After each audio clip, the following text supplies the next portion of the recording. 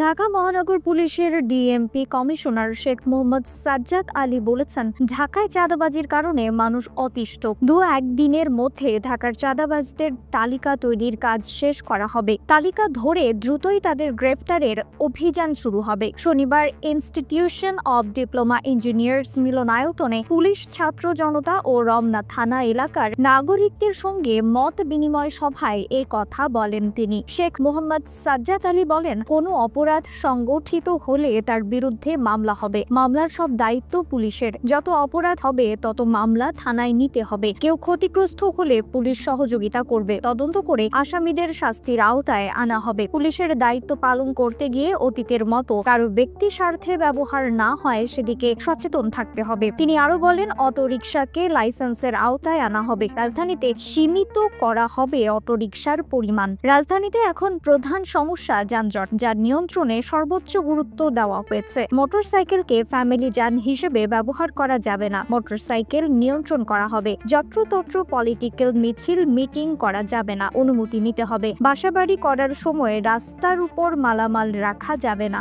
রাখলে মামলা হবে। মাদকের ব্যাপারে কোনো ছাড় নেই। যে অপরাধ সে অপরাধের মামলা নিতে হবে থানায়। নিউজ ডেস্ক, রিফাত আর ইসলাম, সার্চ, বিডি নিউজ।